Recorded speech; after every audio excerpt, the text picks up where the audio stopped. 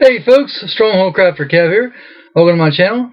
And in this video I'm going to go through step by step of how to make a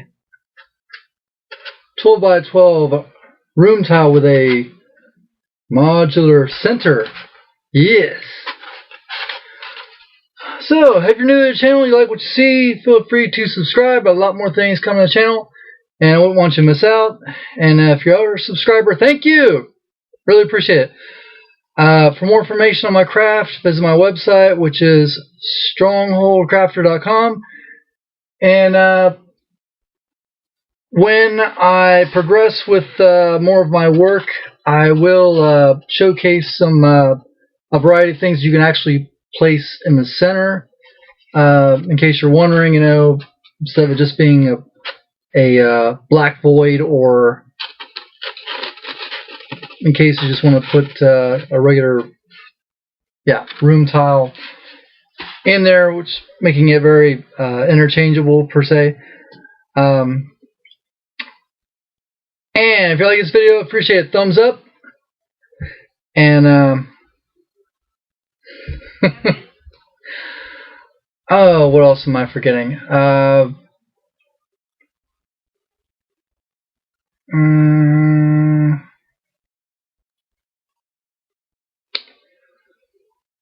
Oh yeah, and I'll see you in a bit. Hey folks, welcome back to this dungeon tile tutorial, and we're going to be dealing with a 12 by 12 room with a modular center. Now, this is very similar to a 12 by 12 room, only the difference is, like the name suggests, the center is going to be modular. So, in order to construct a room of this sort, you're going to need 4 4x8 tiles and 1 4x4 tile. So I'm going to prep these tiles and glue them together, and I'll get back with you.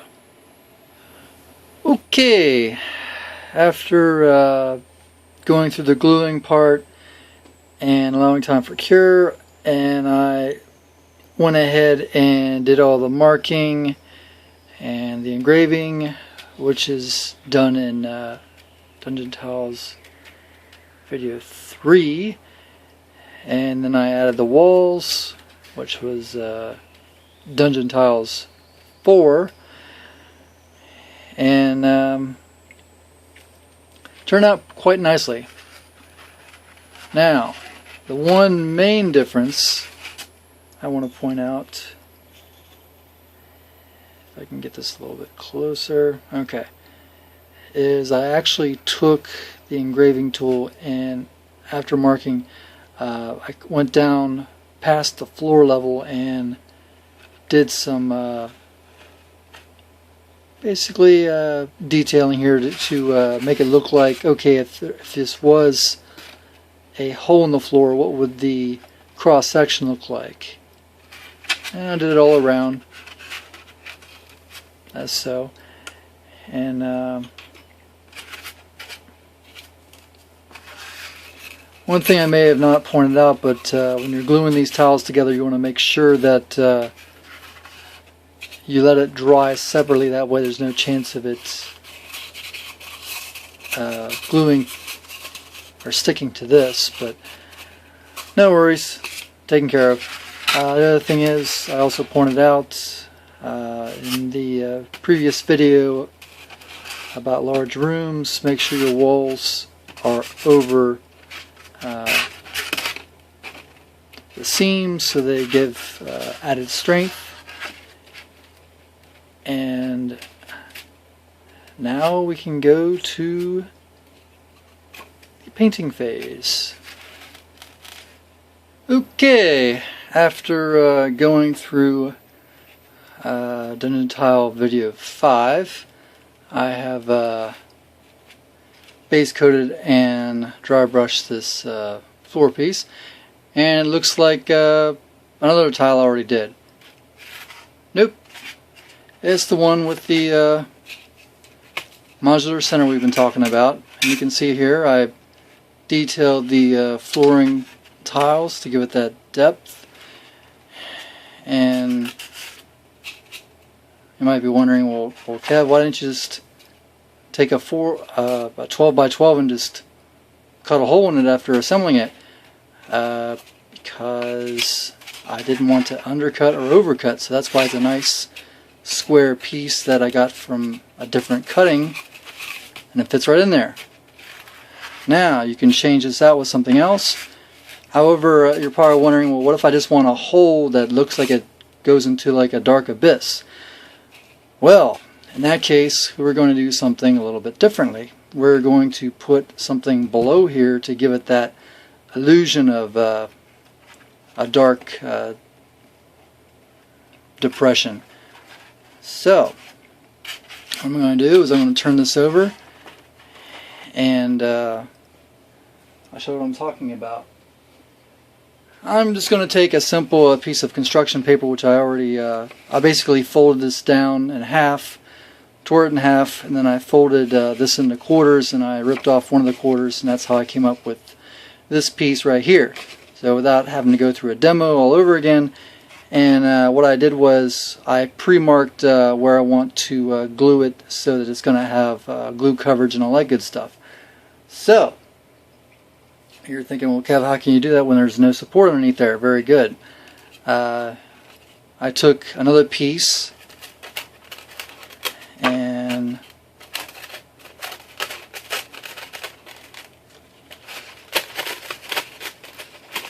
dropped it in place.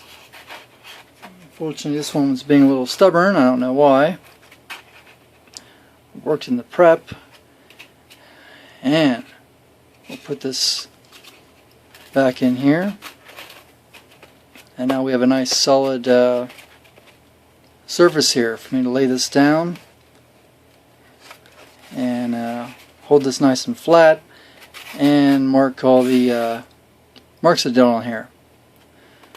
So now I'm going to take this off, and I'm going to put a thin layer of PVA, or as you might know it to be, Elmer's glue, and go from there.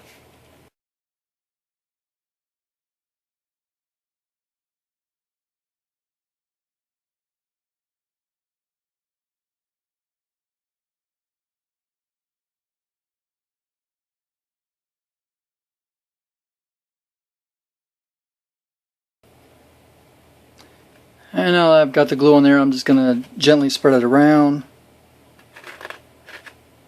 So make sure I get a nice even coverage.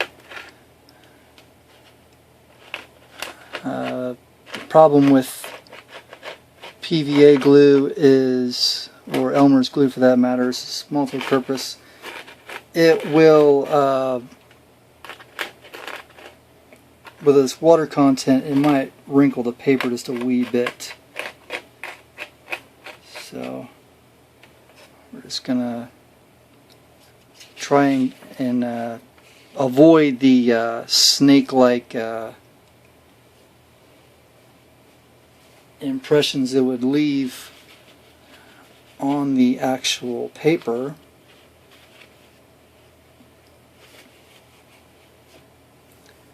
And got a little glue on my fingers.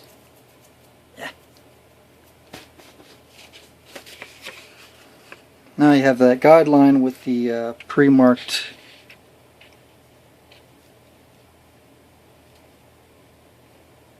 markings.